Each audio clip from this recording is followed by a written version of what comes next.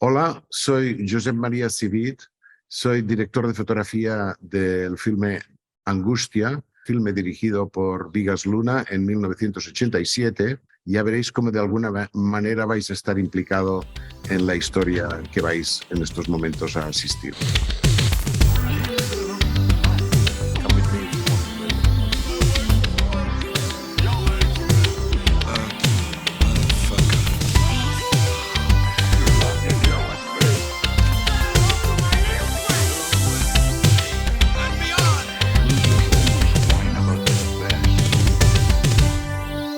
Quando se fala em cinema espanhol, o nome do realizador Bigas Luna não costuma aparecer logo nos bancos da frente. Mentira.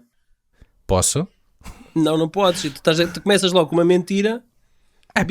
Bigas Luna é um nome altamente reconhecido em Espanha. Eu não diria que é daqueles dos primeiros Obviamente a serem que falados. não é tão reconhecido como o Almodóvar. Mas está ali, se não está na fila da frente, está na fila imediatamente atrás do Almodóvar, desculpa. Está no top 5 realizadores mais conhecidos espanhóis? Diz lá outros quatro, sim.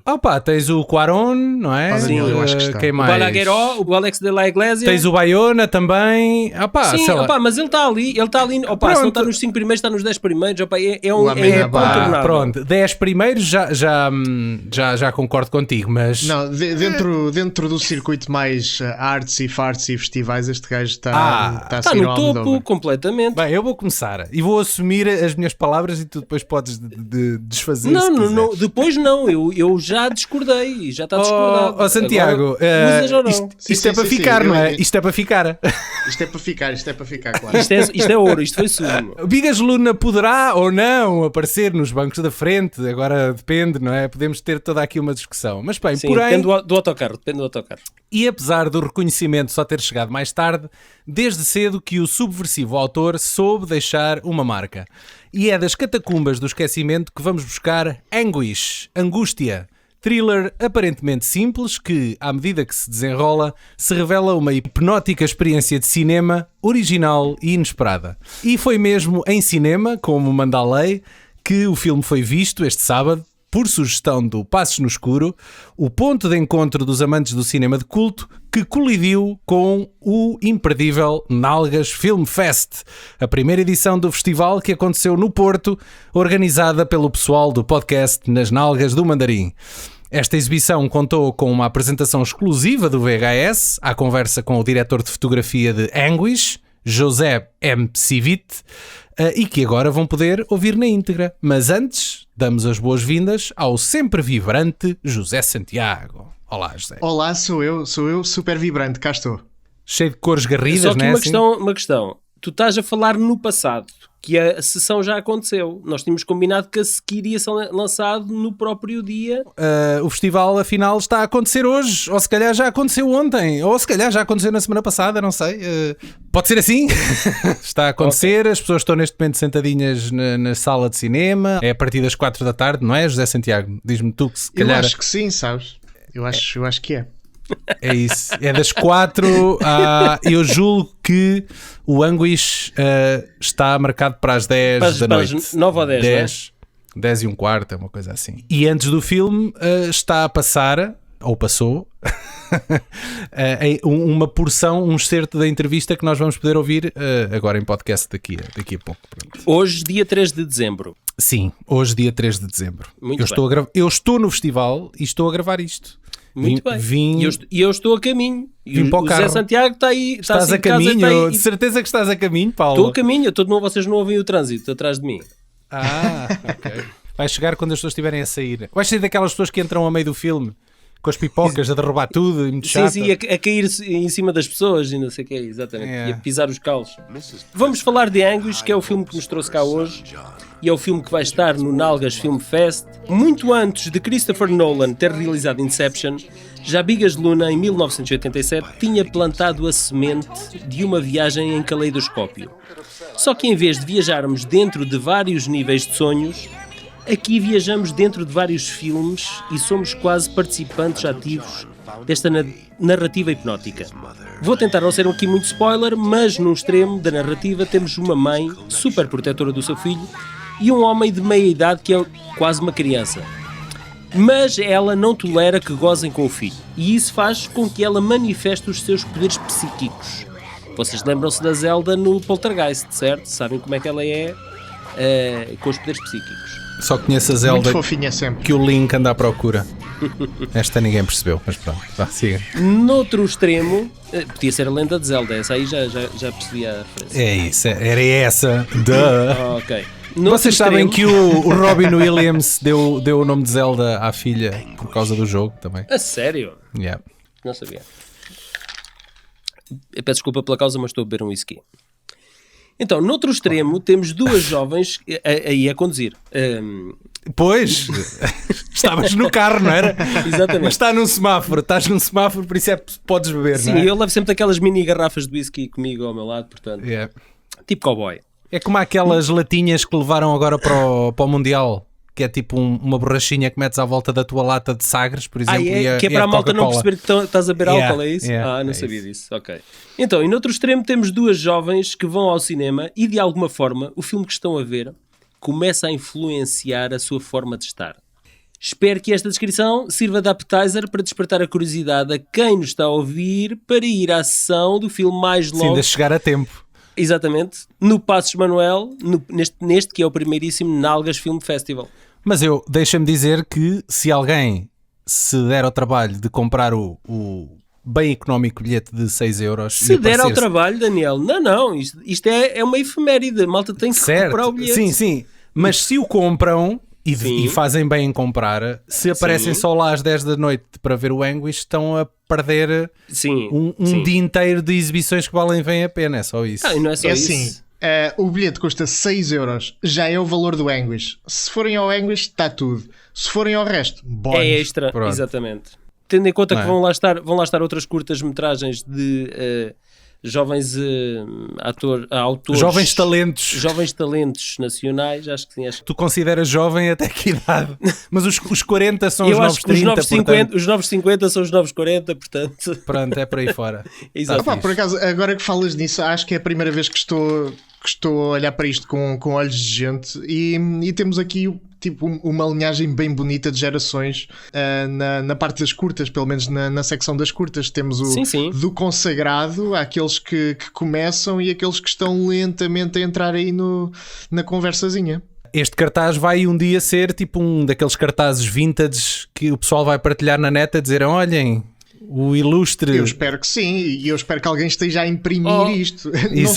Não sou eu. Nós convidámos-te para este podcast porque achamos, e agora corrige-nos se estivermos errados, achamos que o Anguish apareceu aqui em cartaz por escolha tua. Não, isto é tudo culpa deles. Isto é tudo culpa das nalguedas. Boa, ok, sim senhor. Mas o Anguish ficaria super bem nas sessões do Passos no Escuro que tu costumas organizar, não é? Ficava sim senhora, e não era uma sessão que estava esquecida ou que eu não tivesse já equacionado, mas foi tudo intenção da equipa do Nalgas do Mandarim, que estava em primeiro lugar para ter uma sessão muito mais épica, a meu ver, mas eles tinham aqui na calha o Comando, e ver o Comando numa sala de cinema. Eu por acaso estranhei não ser esse o filme. Eu estranhei imenso não ser esse o filme, a sério. Tu agora há pouco tempo publicaste na tua página do Direto para Vídeo uma fotografia de uma VHS genuína do Comando, uma edição portuguesa, certo? É verdade, eu possuo uma cassete VHS do Comando, que são as duas coisas que eu queria muito ter na minha vida em VHS. Era a trilogia original da Guerra das Estrelas sem os efeitos especiais, já tenho. Que já está, boa. Agora já está. Agora já está tudo, já não tenho mais nada por que viver. Mas olha, comprem uma redoma de vidro e metam o Comando tipo peça no festival lá no meio, em cima de um pedestal. Era linda. Sim. Estão a ver aquela cúpula. Mal pensado. Eu acho que vou até casa e vou resgatar isso. Podemos ter aí umas coisas engraçadas com as cassetes que eu tenho. Se calhar o Comando pode ter um lugar cimeiro. Não sei se ainda vais a tempo. Tens que ir a correr já a tratar disso. Eu vou a correr. Esqueci-me de mencionar que o VHS estamos a fazer 10 anos, ainda não tínhamos mencionado isto em podcast. É verdade. O VHS está a fazer 10 anos, pá. Está a fazer não, já fez em outubro. Já fez, já. Em outubro, já. Não está a fazer, já fez. Vocês só publicaram, só deram essa informação assim quando se lembraram, então, porque se bem Não, nós sabíamos. Assim, A questão é que a sessão fotográfica, a mega produção fotográfica que nós fizemos para assinalar a data, só esteve pronta agora. Quem não viu, passe nas nossas redes sociais. Devo dizer que é uma ótima produção e até fiquei espantado com aquilo. Nós vamos colocar mais fotos. Não sei se o podcast merecia. Ai, que caralho. O podcast é o podcast que vocês têm, vocês ouvintes, mas é o podcast que vocês merecem. Pois. Pode não ser o que não é queriam, o contrário. mas é o que vocês Agora merecem.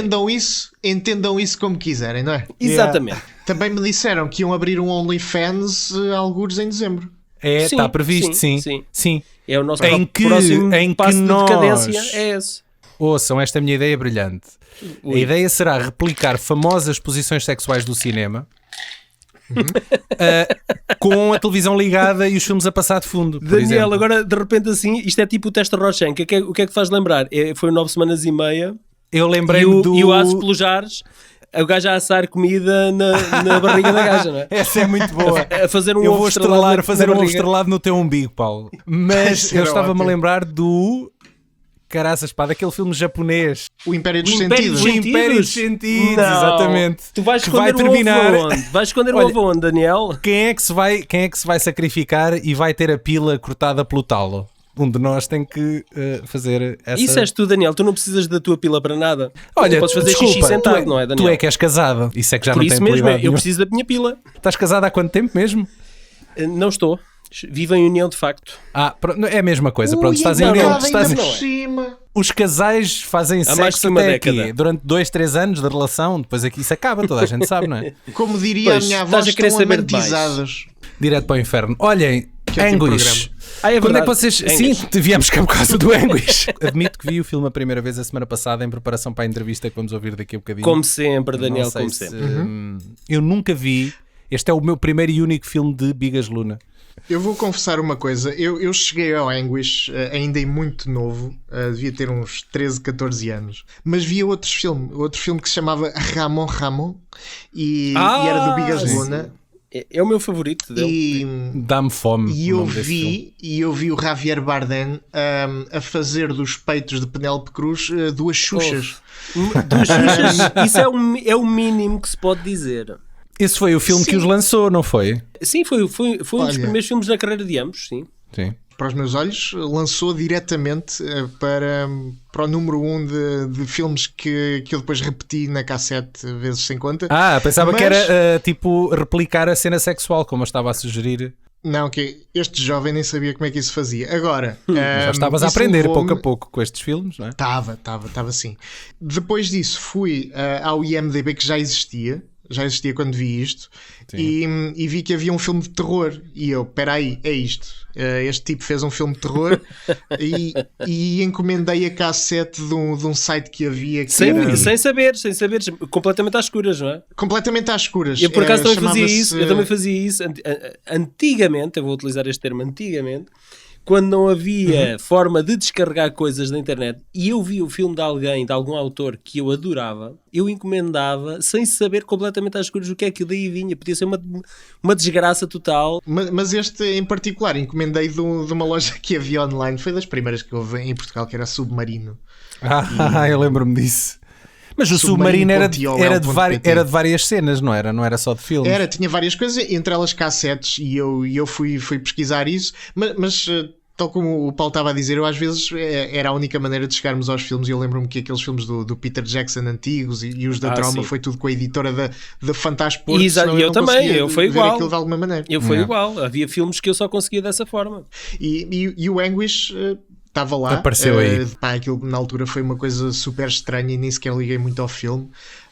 Mas depois de carburar algum tempo e alguns anos, aquilo bateu forte. Mas em retrospectiva, tipo, aquilo deixou de estar na minha cabeça durante muitos anos, e depois, quando eu comecei mesmo a entrar pelo cinema adentro e a ver, voltei a esse filme, e pá, aquilo é outra coisa, é outro nível de storytelling. Eu era muito petis quando vi este filme. eu tenho ideia que foi na RTP, naquelas sessões de madrugada. Assim como muitas das minhas essas experiências é a tua escola. Foi completamente, não tenhas dúvida alguma. Acho que é a escola de todos nós. Imagina, era noite, a casa estava super sossegada. Eu esperava que toda a gente adormecesse em casa para depois, muito sorrateiramente, ir para a sala e ligar a televisão tudo às escuras e ver o filme. E muitas vezes o sinal não era perfeito, havia formigueiro, não é? Aquela chuva que às vezes havia as interferências na antena. Mas para já, uma coisa que havia antes era passar na televisão era um evento. Especialmente a quarta-feira à tarde e a sexta à noite. Não era todos, um evento... não todos. Havia as sessões, por exemplo, da RTP que era a lotação esgotada e assim, que os gajos faziam alguma pompa em circunstância dos filmes que iam passar. E na SIC a noite de estreia, que era a segunda-feira à noite. Por aí fora. Eram filmes que tinham... Mas depois havia os da madrugada. Da sessão dupla. Aquela rubrica que era a pancada de meia-noite que também existia. Sim. Mas esses... normalmente até eram filmes da Canon ou coisas ainda mais... refundidas. Sim. Ou da Golden Harvest. Sim, exato. E aquilo que eu fazia, já sabendo às cegas também, sem saber a sinopse, se calhar podia ir à TV Guia, mas mesmo assim gravava na mesma, deixava o vídeo com uma cassete de 4 horas lá dentro, programava para quando aquilo começava a dar, ainda apanhava ao final do Parabéns do Hermano José, mas depois aquilo ia até ao fim. O filme passou na televisão e tal. Ele passou na televisão, eu vi o filme, e eu confesso, eu já não me recordava muito bem do filme. Havia algumas cenas que me marcaram. Lembro-me da cena dos caracóis, de haver caracóis no filme. Lembro-me da cena dos olhos, de arrancar olhos no filme. Pronto, lembro-me de algumas coisas, porque eu vi esse filme e nunca mais o voltei a ver, e era eu miúdo. E eu tenho uma ideia de ter confundido, porque para mim na altura o espanhol e o italiano eram similares e eu misturava as duas coisas. Então para mim o filme eu cataloguei-o mentalmente como sendo um giallo estilo Dario Argento. E que podia muito bem ser, na verdade. Podia muito bem não ser. Estás muito longe disso ser verdade. Eu sei que não, porque vendo depois a filmografia do Dario Argento, há ali muitos paralelismos entre o Bigas Luna neste filme, e somente neste filme, e a filmografia do Argento. E não é só isso. O próprio Dario Argento produziu um filme chamado Demony. O Demony, a série que também é na cena do anfiteatro. Que também é num cinema. Sim, eu tenho essa. Bem, oficialmente só existe 2 Demony, mas não oficialmente existem uns poucos, não é? Tu saberás até melhor do que eu. É verdade, existem vários não oficiais. Exatamente. Mas sim, é engraçado falar nisso, porque o Dario Argento produziu esse filme do Lamberto Bava, que também é um filme onde aquilo que se passa na tela de cinema pode, ou não, passar para o mundo real. Para o lado de cá. Engraçado. Sim. Olha, essa era uma referência para mim em relação a esta questão daquilo que se passa na sala de cinema. Assim como um outro filme do Joe Dante, um filme não muito conhecido do Joe Dante, muito low profile, que é o Matiné. O Matiné, que eu confesso-vos que foi uma tremenda desilusão a primeira vez que o vi. Hoje, obviamente, que eu consigo fazer uma outra leitura desse filme, mas na altura, não consegui descolar. Apanhaste um secão da vida. Foi um pouco isso.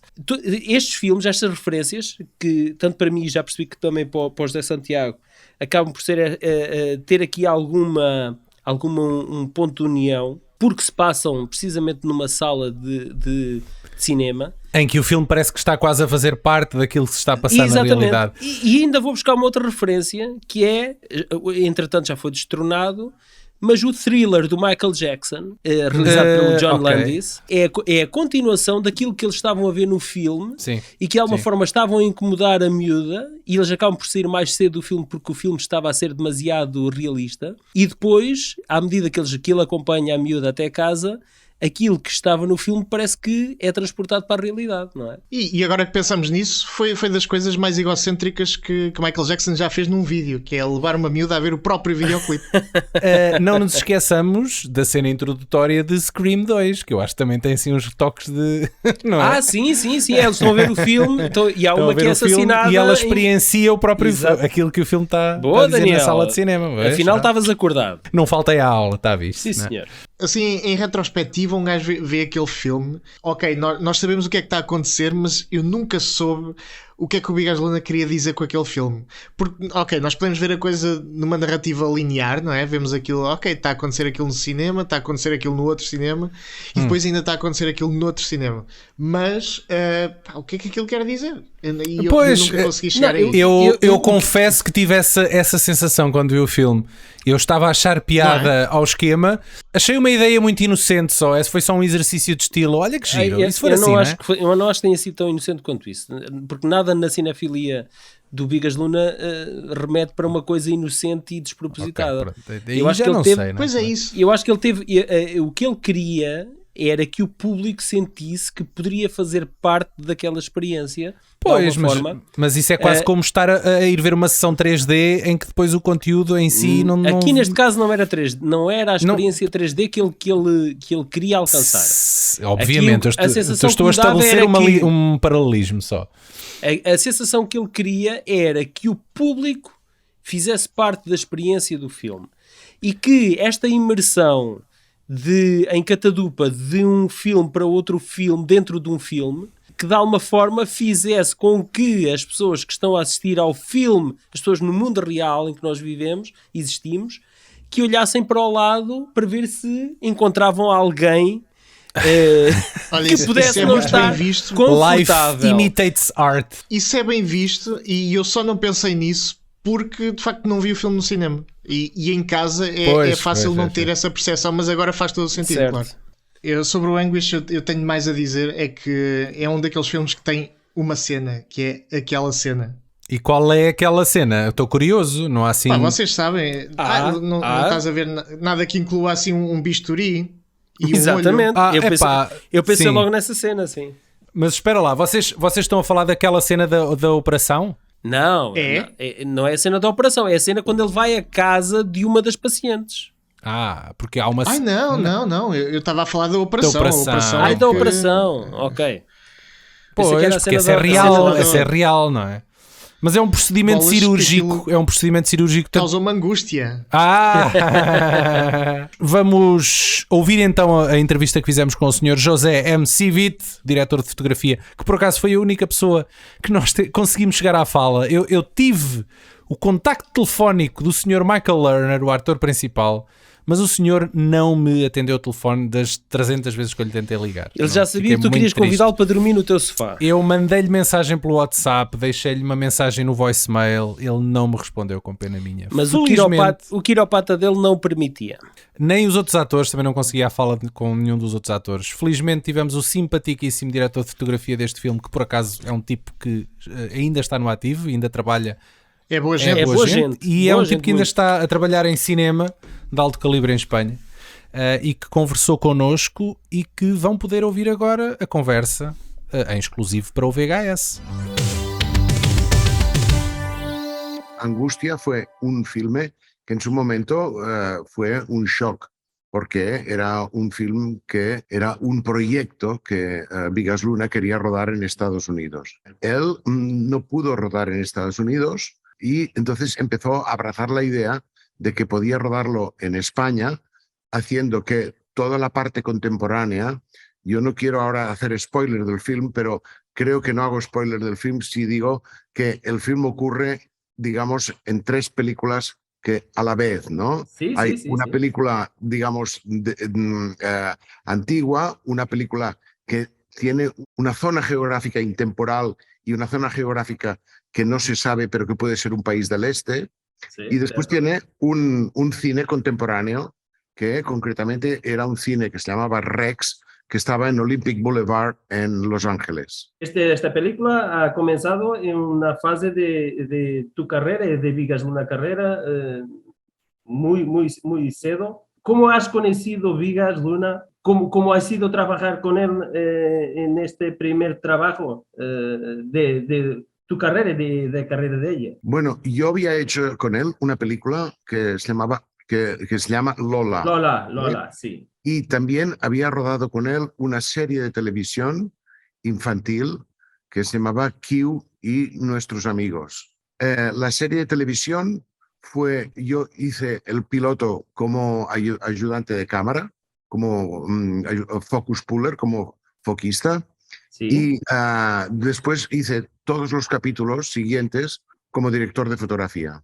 Después de esta serie de televisión rodamos Lola, que creo que fue en el año 86. Y después, al año siguiente, rodamos Angustia, que creo que el año 1987. Sí. Angustia era un proyecto que Vigas tenía desde hacía tiempo y era un proyecto que lo tenía muy bien diseñado. Y como lo tenía muy bien diseñado con el storyboard y todo, entonces hubo un productor en España, un productor muy bueno, que se llamaba Pepón Coromina, porque falleció, y él dijo, creo que esta película la podríamos rodar en España. Y por lo tanto, las tres situaciones que tiene la película, las tres películas que hay dentro de la película, se rodaron las tres en España con diferentes decorados. Concretamente, el decorado contemporáneo lo hicimos en una zona industrial y construimos la fachada del cine Rex. Eso fue construido como un decorado y construimos no solo la fachada del cine Rex, sino la fachada de la calle delante del cine Rex, por donde pasaban carros, coches y gente y público normal. Luego el cine contemporáneo, el interior del cine contemporáneo era un cine normal de Barcelona, de la calle Peraquart, y en cambio todo lo que es el mundo que sale en la pantalla como de una película que se llama The Mummy, una película que se llama The Mummy, nos inventamos una especie de país del este, porque hay algunas letras que salen en cirílico, y básicamente aprovechamos casas del arquitecto Antoni Gaudí para crear un mundo, digamos, lejano, fantástico, un mundo de un cierto, digamos, interés en el cine fantástico. Há uma grande quantidade de sequências que neste filme que foram rodadas dentro da sala de cinema, como estava a explicar. Que desafios é que isto coloca a diretor de fotografía de filmar num sitio fechado, confinado, escuro? Lo principal es, claro, es ver que todo lo que está en la pantalla tiene que ser grabado, y en esa época, en el año 86, teníamos el negativo tenía una sensibilidad de 200 ASA. No había todavía negativo de 500 ASA. Por lo tanto, todo lo que se proyecta dentro del cine tenía que tener una cierta potencia. Por lo tanto, no pudo ser una proyección real. Lo hicimos con un sistema que se llamaba The Back Projection, que fue un sistema que vinieron unos técnicos de Inglaterra a construir este sistema dentro de lo que era el cine contemporáneo. En cuanto al cine antiguo que sale dentro de la película antigua de Angustia, como que era una proyección en blanco y negro y el cine era muchísimo más pequeño, pudimos hacer una proyección real. Y ahí sí, el cine hay una proyección real, porque hay un momento en que la película se proyecta encima de personas que van pasando y cruzando por encima de la pantalla. O sea, fue una combinación de back projection y proyección real. Cuando la cámara no veía la pantalla, sino que veíamos los espectadores mirando la pantalla, teníamos una gran pantalla blanca donde hacíamos una especie de simulación de lo que la pantalla reflejaba sobre las personas. ¿Concordas conmigo que hay un ambiente muy similar a las películas de Hitchcock y Brian De Palma? Porque tienes dos chicas que están viendo un filme que está dentro de otra película. Vigas era un gran admirador de Hitchcock, pero detrás de la visión de Vigas, lo que había era que él estaba convencido en el poder hipnótico del cine. Él creía que el cine era capaz, o es capaz, estoy hablando del cine proyectado en un cine, Sí. es capaz de tener un poder hipnótico. ¿Por qué? Por esto salen también todas estas espirales, y por esto las dos protagonistas, las dos niñas que están viendo aquella película, están tan influenciadas por lo que están viendo, porque tienen, digamos, tienen un proceso mental cercano a la hipnosis que hace que ellas se identifiquen y se integren dentro de la película que están viendo. Sí, sí. Eso es lo mismo que ocurre al, digamos, al killer, al serial killer, queda hipnotizado por el poder de la pantalla. ¿Eh? Esto es la principal idea que tenía Vigas, y de hecho cuando hicimos el estreno, para reforzar esta idea, Vigas en la premier mundial de Angustia quiso que hubieran ambulancias en el exterior del cine por si había gente que tenía problemas hipnóticos a la hora de estrenar la película. Y teníamos que asistir a alguien que estuviera en trance o alguna cosa de este tipo. O Hitchcock fez o mesmo com o Psycho. Exacto. Com ambulâncias no exterior. Zelda Rubinstein, la personaje, es muy similar, su influencia en el personaje de Michael Lerner, a la madre de Norman Bates. Angustia tiene menos efectos especiales que otras películas que había hecho Zelda, sino Zelda en esta película sale de una manera muy natural, es casi ella misma. Sí. Entonces Zelda nos confesó, y me acuerdo que le dijo en una ocasión a Vigas Luna, esta es una de mis películas preferidas, porque en esta película soy más yo que en otras que me han utilizado como un muñeco. Okay. Entonces estaba muy orgullosa de haber rodado Anguish en Estados Unidos. En Estados Unidos Anguish se estrenó en 350 salas y tuvo muy bueno. un cierto... El box office, llegamos como el número 10 o algo así del box office. Tuvo un box office aceptable en Estados Unidos.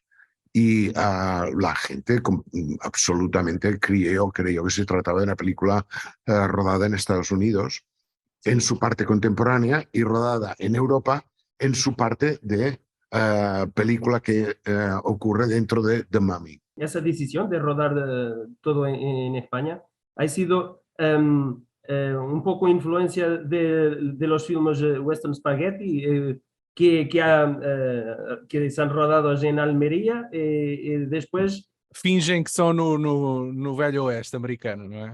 Fue un atrevimiento total, pero en España hay una gran tradición de rodar películas americanas en inglés. Se empezó a rodar en los años 50 y 60, se instalaron estudios, se empezó a rodar grandes producciones como Doctor Zhivago, 55 días en Pekín, Ben-Hur, El Cid.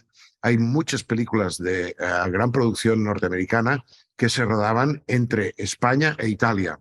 Los interiores se rodaban en Cinecittà, por ejemplo, Cleopatra, pero algunos exteriores se rodaban en España, especialmente, como tú dices, en Almería, donde se rodaban los spaghetti western también.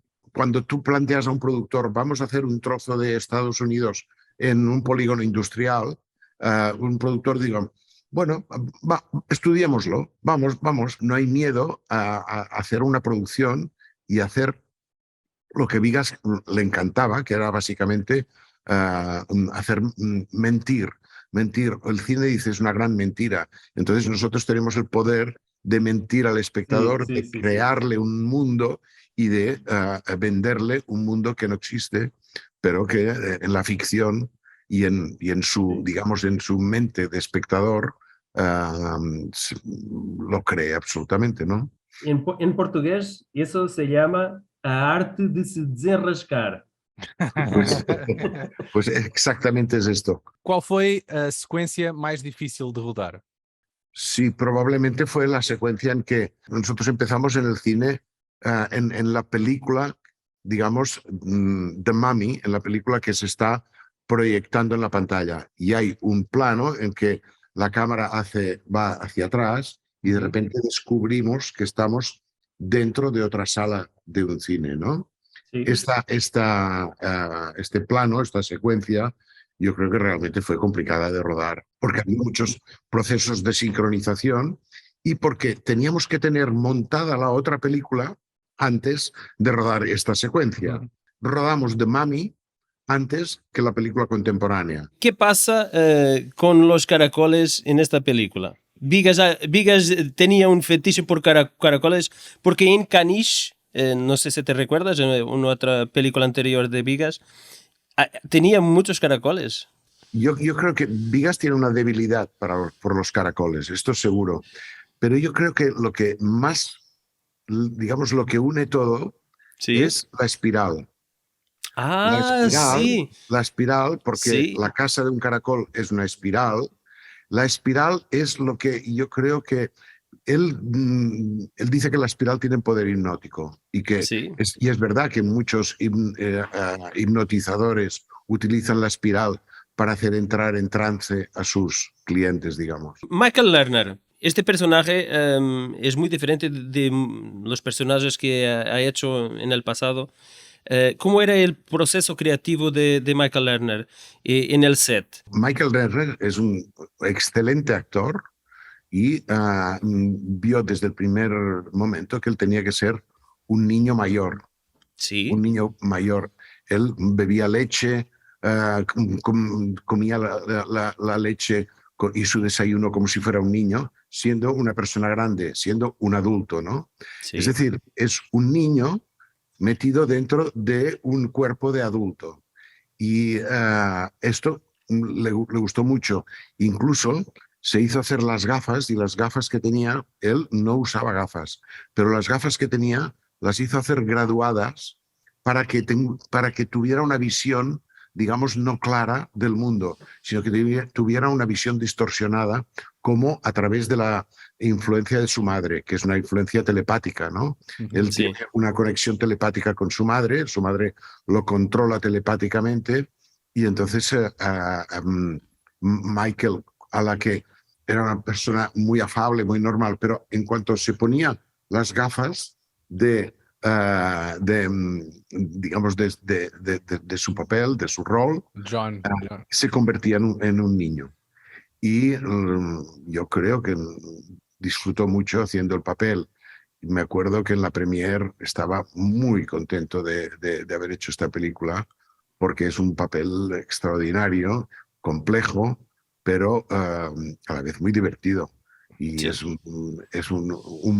digamos que es como una medalla en la carrera de un actor, ¿no? Sí, claro que sí, claro que sí. ¿Cómo ha sido recibida la película en España? En España fue muy bien recibida por la crítica, muy bien recibida por, digamos, todo el mundo cinéfilo e intelectual, pero no tan bien recibida como en Estados Unidos por el público. Y en cambio, el público en Estados Unidos respondió. De todas maneras, a todos los festivales que fuimos, siempre ganamos un premio u otro. Ganamos premios a la mejor película fantástica. Se ganaron premios de interpretación para Zelda. Se ganó también un premio a la mejor fotografía que me dieron a mí en el Festival de Avoriaz. Era una película, ha sido siempre una película muy apreciada por todos los cinéfilos. ¿Has venido a Fantasporto? No pude venir porque estaba trabajando, pero creo que Vigas sí vino a Fantasporto, sí. Las escenas de sangre, particularmente la escena del ojo, ¿ha sido un ojo fake o ha sido de puerco? Y yo creo que tú has investigado, porque era un ojo, es decir, estuvimos buscando ojos y lo que se parecía más a un ojo humano era un ojo de un puerco pequeñito, de un lechón, de un leitao. Okay.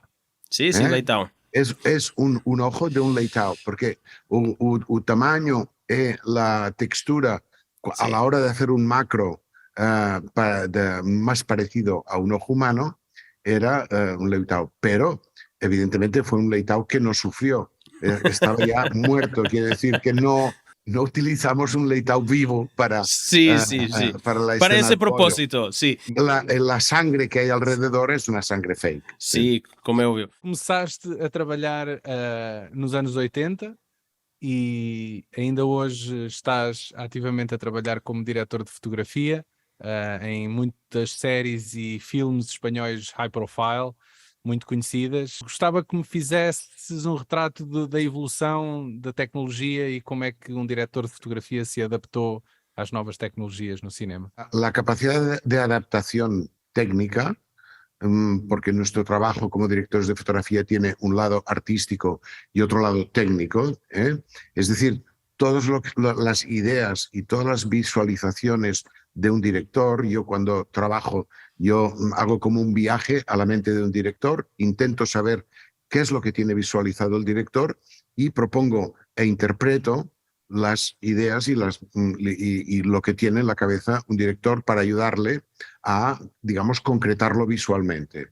Bien, todo esto se hace, digamos, con unos medios técnicos que son las cámaras, la luz y el movimiento de cámara, las grúas, los dollies, los travelings, etc. Los medios técnicos, desde que yo empecé, no han parado de evolucionar. Es decir, yo no siempre he estado evolucionando, y tanto si era negativo como cuando hemos pasado al digital. Por lo tanto, incluso ahora mismo en digital, cada 6 meses hay una cámara nueva que hace inservible la cámara anterior. Es decir, es una industria muy dinámica, la del audiovisual, especialmente la del cine, que es una industria grande. En el mundo audiovisual, la madre de todas las batallas es el cine. Entonces, tenemos cámaras muy buenas, muy capaces de reproducir imágenes a gran pantalla, que esto es la principal dificultad. Y esto simplemente es una evolución. Yo estoy convencido de que no es que haya habido un solo paso del negativo o del analógico al digital, etc. No, esto continuará evolucionando. Lo único que no cambia tanto es el sentido de la luz, de la iluminación. El sentido de la iluminación es un sentido, digamos, que nosotros creamos artificialmente a partir de una historia, y la iluminación es la que crea la atmósfera en las películas. Entonces, la iluminación, a través de la iluminación, aunque ahora podamos iluminar con LED y antes iluminábamos con otro tipo de fuentes de luz, la iluminación sigue siendo, digamos, el toque que da el punto de atmósfera, el punto de ambiente a las películas. Y esto sí que creo que no tiene tanta, digamos que es una cosa que tiene una evolución, que es una cosa que va asociada al talento y al buen gusto del director de fotografía. Y cada director de fotografía es distinto. Paulo, já não tenho mais perguntas. Não sei se tens alguma que ainda queres fazer. No. Probablemente es ¿qué proyecto ahora estás trabajando? ¿Que nos puedes hablar sobre eso? Ahora estoy trabajando en un proyecto de una segunda parte de la serie Narcos, que digamos que Narcos es las relaciones entre el cartel de Colombia y los cárteles de México para el tráfico de cocaína hacia los Estados Unidos. Hay otra ruta, que era la ruta de Miami, con un cártel muy importante de los exiliados cubanos. Bueno, pues se va a hacer una serie, vamos a rodar una serie que va a dirigir Guillermo Navarro, sobre esta evolución de lo que fue el tráfico. La serie se va a llamar Hotel Cocaine. Okay. Bueno. ¿Y qué me está aguardando? Netflix. Netflix, ¿correcto? No, es una producción de Metro-Goldwyn-Mayer Studios. Acho que está feito. Acho que sim, está feito. José, ha sido un placer enorme hablar contigo sobre tu experiencia en el film, y buena suerte por tus futuros proyectos. Estás más que lanzado. Sí. Estoy muy ansioso por ver esa nueva serie del narcotráfico que estás haciendo. De acuerdo. José, Muy bien. muito obrigado. Muchas gracias. A ti. Adiós. Lembrar aqui que o Anguish esteve nomeado para melhor filme na edição de 1989 do Fantasporto. Perdeu para o Monkey Shines, do Romero. Muito bom, sim. Olha, bem perdido, não está mal. Pronto. É assim. Lembro, porém, que o Bigas Luna já tinha feito o brilharete na edição de 1983 ao vencer melhor realizador e escolha dos críticos com o Caniche. Ah, sim, que também tem muitos caracóis à mistura. Estou aqui a inteirar-me da filmografia do Civite. Sim, e então? E o senhor foi diretor de fotografia do Silent Night, Deadly Night. Exato, eu também vi isso. Dois. Eu também vi isso, sim. Parte 3, parte 3. Ah, o 3 é o 3, ok. Sim. Mas o parte 3 tem indiscutivelmente um dos melhores designs de assassino de sempre. É um senhor que teve um acidente e então teve que ser operado ao cérebro, mas não tem a tampa, então tu vês o cérebro e uma redoma transparente. Portanto, Então, mas isso é o mal do... E dava para pôr a comida dos peixes lá dentro também? Não há um gajo nos Tartarugas Ninja? Também. Era o Krang. Exatamente, é mais ou menos o Krang, mas depois com um barrete de Pai Natal por cima disso tudo. É ótimo. Bem, essa saga seguiu por caminhos... Sim. Inesperados. É tipo Rambo. Bom, então Paulo, agora és tu, porque vamos conhecer a carreira de Bigas Luna na nossa rubrica do ex de gajo. É verdade. I couldn't think of a more horrible job if I wanted to. Eu digo desde já que só vi um filme de Bigas Luna, que foi este que precisamente estamos o a Angus, falar. portanto eu vou-me sentar no banco do passageiro. Leva-me, Paulo, por caminhos nunca antes vistos. Mas é isso que vai acontecer mesmo. Ok. Então, falar do cinema de Bigas Luna é falar de erotismo, sensualidade e bom gosto. Nada de comparações com o voyeurismo carnal e visceral do Tinto Braço. Que isso é outra linguagem. Havia necessidade de ofender as outras pessoas. Não, mas é porque é fácil comparar os dois, é muito fácil até, mas são coisas diferentes, ok? Com objetivos não diferentes. é assim tão fácil. O Tinto Braço é um gajo mais carnal. Mas toma lá disto. Eu sei, mas há quem é uma boa descrição. Há quem possa cair ali há quem se possa confundir. E eu estou mesmo aqui eu compreendo. Decididamente a traçar vingar, o risco. Exatamente. Ok, eu lembro-me perfeitamente do primeiro filme que vi de Bigas Luna. Eu deveria ter uns 12 anos. Foi numa longa e inesquecível noite onde me foi apresentado As Idades de Lulu.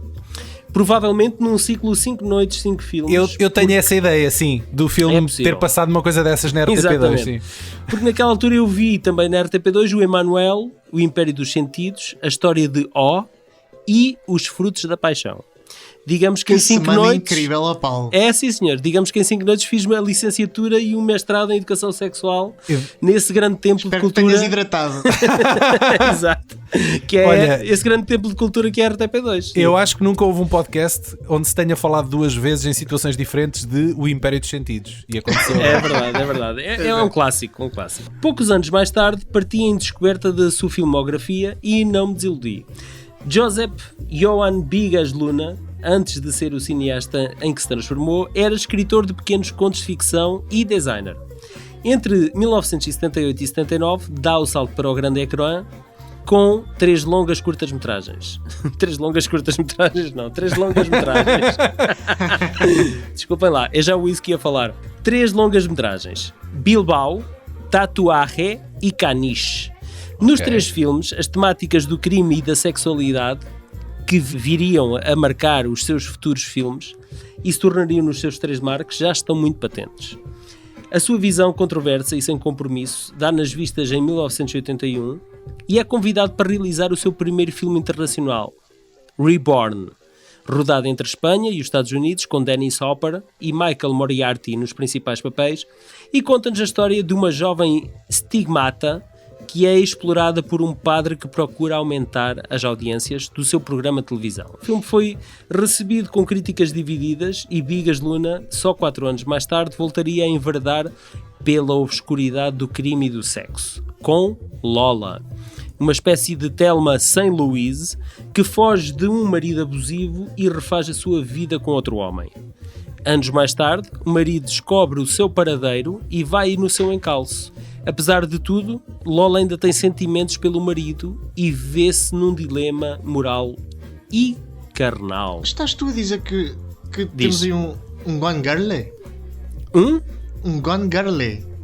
É Gone Girl com sotaque espanhol. Um Gone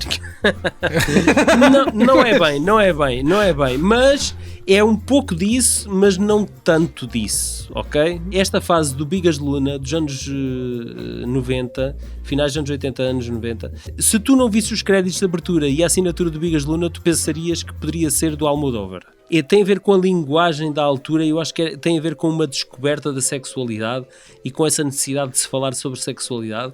E acho que aqui os nossos três hermanos ultrapassaram-nos nesse aspecto, porque nós estávamos a sair de uma ditadura e ainda estávamos nós aqui... não falávamos nessas poucas vergonhas. Aqui os espanhóis estavam muito mais à frente do que nós. No ano seguinte, em 1987, aliando-se novamente ao diretor de fotografia de Lola e mudando um pouco de registro para suspense Hitchcockiano, assina Angústia, o filme de que hoje falamos. Um filme dentro de um filme que aparenta influenciar quem o está a ver e quem é visto ao olhar de um assassino. Hoje é um filme de culto moderado, mas à época da sua estreia passou um pouco despercebido e julgo que é uma boa descoberta. E felizmente é aqui o atestar de que a voz de Zelda Rubinstein é mesmo aquela, não foi modificada para o Poltergeist. Que era uma coisa que eu pensava durante muito tempo. Que a voz dela era adulterada, não é? Era adulterada, yeah. Exatamente. A entrada nos anos 90 marca também um refinar de estilo e tudo começa com as idades de Lulu. A história de uma jovem rapariga onde a sua inocência e moralidade são lentamente corrompidas ao longo de uma viagem de descoberta sexual pelo submundo de Madrid. A viagem começa com uma experiência transexual que evolui para uma relação incestuosa entre Lulu, o seu irmão e o namorado. Em 1992, Luna presenteia-nos com a maior homenagem ao Thor de Osborne em Ramón, Desejos Inconscientes. Quando Javier Bardem e Penélope Cruz, ainda eles não eram Javier Bardem nem Penélope Cruz, mas já sabíamos que se iriam tornar Javier Bardem e Penélope Cruz. É o meu filme favorito de Bigas Luna e é um exemplo perfeito dos dilemas amorosos ao longo da vida, em que a maior parte do tempo gostamos de quem não gosta de nós e vice-versa. E não há amores simples nem perfeitos, é tudo uma questão de desejo e egoísmo. Olha, é a Penélope Cruz que aparece a dançar debaixo dos colhões do touro no Iconic Poster. É ela própria. As perguntas que interessam, não é? Só para contextualizar, o Touro de Osborne existem dezenas, se não centenas, por toda a Espanha. Sim, muitas paisagens. Era uma publicidade de um brandy, de uma marca de brandy, que correu a Espanha toda e depois, quando quiseram desmontar, as pessoas pediram para não desfazerem aquilo. Já fazia parte da paisagem. Exatamente, tornou-se icónico. Imediatamente a seguir, pega em Javier Bardem, o verdadeiro macho latino, e dá-lhe uns valentes ovos de ouro, numa história de ascensão e queda com um triângulo amoroso simultâneo entre Maribel Verdú e Maria de Medeiros. É um filme que eu, por acaso, gosto bastante. Em 94, regala-nos com La Teta y la Luna, a tradução visual de um sonho úmido de início da adolescência. Um dos melhores títulos de sempre, logo, à cabeça. E uma vez fiz um vídeo promo para o VHS com uma cena deste filme. Pois, que levou logo um flag, não foi? Foi logo. E não tinha nada, era um puto a levar com um leite na boca, basicamente, mas pronto. Só. Alfajardo que é um tipo que sabe ler bem aquilo que constitui ou não é isso, sim. Possível censura. E uma senhora que foram aqui que começavam as tuas transgressões exatamente. E havia uma senhora que andava a abocanhar um cassete. Um cassete, diga-se o pão. La Teta y la Luna é um espelho aberto para a alma da infância de Luna, onde a musa de Toby Hooper, em Life Force, Matilda May, povoa os seus sonhos e desejos proibidos. Aquela alienígena. Exatamente. É a senhora dos peitos formosos no La Teta y la Luna, é a Matilda May. Pronto, em 96, mais um filme que eu vi graças à RTP2, Bigas Luna pega em... Punheteiro do Paulo. Viu mais um. Qual é que foi? Bambolá. Uma princesa de beleza imaculada interpretada pela curvilínea Valéria Marini e coloca-a num cenário em tudo semelhante ao Feios, Porcos e Maus de Ettore Escola. E, sem o apelo nem agravo, deixa-a corrompida lentamente por trás, sob o nosso olhar atento. Fui suficientemente descritivo? Sim. Ok, muito bem. Por O esta José Santiago altura, está muito calado, não? Estás com as calças para baixo já? Ou... Não, eu estou Só com a descrição detalhada. nesta história. por esta altura, Bigas Luna poderia ter arrumado as malas e viver à sombra da bananeira, mas não. Decidiu aceitar uma encomenda e fazer um filme relativamente tradicional, La Femme de Chambre du Titanic, filme que não vi, por isso não vou tecer muitos comentários, exceto que Mas como é me que não parece, é um filme do Titanic? parece-me ser um período para capitalizar a estreia do Titanic do James Cameron. Pois que ainda por cima é no mesmo ano. No mesmo ano.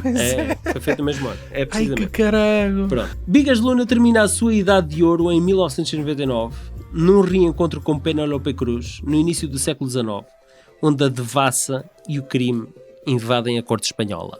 Porque já sabemos o que é que nos espera, não é? Ainda mais nesta Putaria. Pronto, o início do século XXI, Luna abranda um pouco o ritmo para contar uma simples história de amor que, remisturada pela sua mente tortuosa, se transforma num triângulo amoroso de crime, mistério e decepção, onde Jordi Mola, também já do Ramon, e Leonor Watling navegam na ondulação da paixão e do ódio. Sound of the Sea é um filme que não é aquilo que aparenta inicialmente. Acho piada a este ator, Jordi Mola. sim, que tornou-se vilão em blockbusters de cinema. Sim, não do é? Michael Bay no Yeah. Bad Boys 2, não é? Yeah. Ele Typecast. tornou-se um bocadinho num typecast, mas ele é quase o herdeiro da tocha do Joaquim de Almeida. Atenção. É um bocado isso. É um bocado. exatamente. Em 2006, Eu Soy La Juani, um filme onde a libidinosa Verónica Echegui, que sonha em ser atriz, um dia se farta da sua vida provinciana e decide ir para Madrid. Para quê? Para fazer um casting. Esta viagem mudará a sua vida para sempre e ela mudará a vida de todos os que a rodeiam. Em 2010 realiza Didi Hollywood e revela-nos uma Elsa Pataki cheia de sonhos em Hollywood e os sacrifícios que terá de fazer para alcançar o mundo da fama. Vender a alma ao diabo é apenas o começo. E tem Ok. o impressionante pontuação de 3.7 no IMDb. Verdade. Em 2013, já diminuído fisicamente, Bigas Luna morre de leucemia. Luna era um amante da vida, de mulheres bonitas, cultivava amizades e era um produtor de vinhos. Deixou um vídeo diário com mais de 300 pequenos vídeos, que foi documentando ao longo da vida, entre ambientes de rodagem, família e amigos, enaltecendo sempre a sensualidade, a inteligência e a beleza. Santiago Garrido Rua, amigo e colaborador de longa data de Bigas, em 2016 presta-lhe uma homenagem editando muitas das entradas do seu vídeo diário no documentário biográfico e último olhar sobre si próprio, Bigas versus Bigas. Ripa em paz, Bigas Luna. Exatamente. E está feito este gajo.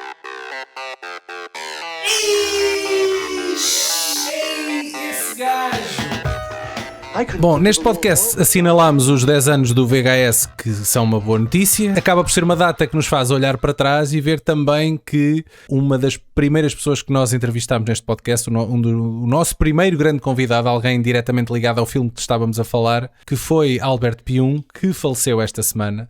E que, portanto, temos que deixar aqui a devida homenagem. O Albert Pyun era um dos meus heróis. Poucos saberão quem foi, né? Ele não era propriamente um rosto conhecido do grande público e o seu trabalho também não era propriamente apelativo para as massas. Ele fazia filmes de baixo orçamento que prontamente eram catalogados de série B, mas isso era apenas ao primeiro olhar, não é? Havia muitas mais camadas para dissecar os seus filmes. O seu cinema é e será sempre um inspirador legado subversivo do futurismo punk, para mim.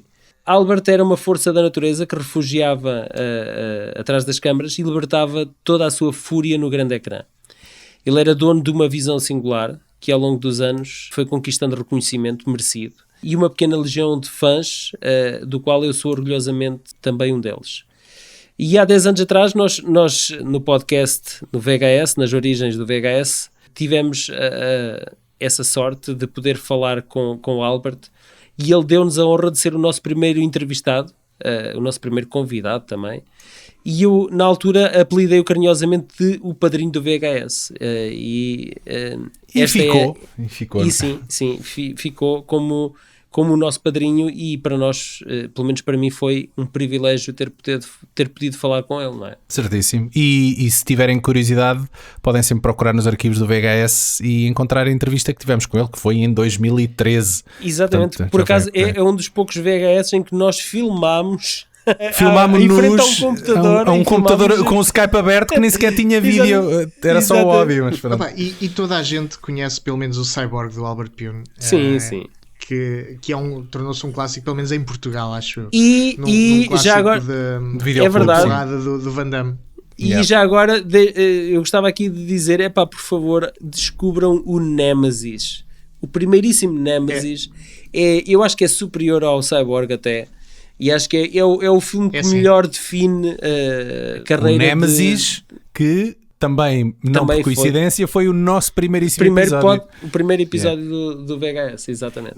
E não esquecer que o nome da personagem do Van Damme no Cyborg era Gibson Rickenbacker. Exatamente. Fogo, a guitarra, porque era a guitarra. É difícil não saber que o nome daquela personagem é Gibson Rickenbacker, porque mas é tão destoado sendo que eu acho que ninguém se refere a ele. O nome dele no filme. Exatamente. Não. Pronto, está feita a homenagem. José Santiago, olha, muito obrigado por te ter juntado mais uma vez ao nosso podcast. A gente sabe que contigo podemos contar sempre contigo. És o nosso José Figueiras. Em casa com vocês. Mas eu não tive nada a ver com o 11 de setembro. Pois, isso é o que tu dizes. E já agora aproveito para dizer que não só é o meu podcast favorito e depois comecei a participar nisto e é um gosto enorme. É um sonho tornado realidade, diz, por favor. É um sonho.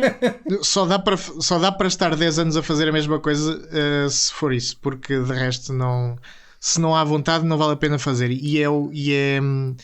Pronto, e é por isso que muitos dos projetos vão e vêm, porque as pessoas saem ou deixam a vontade que tinham na altura, mas vocês estão aí fortes e cada vez mais pujantes e até mete medo. Olha, até dá vontade de chorar, até já estou, olha. Espero que os nossos caríssimos ouvintes estejam já a caminho do Porto, para engrossar as filas da bilheteira do Passos Manuel, para ver este cult clássico do Bigas Luna, entre outras curtas de jovens talentos nacionais, só possível neste primeiríssimo Nalgas Film Festival.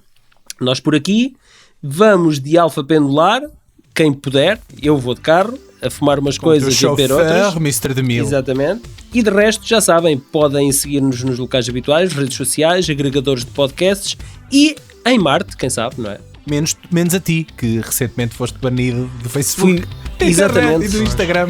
Coitado Exatamente. do Paulo. Investigue-se.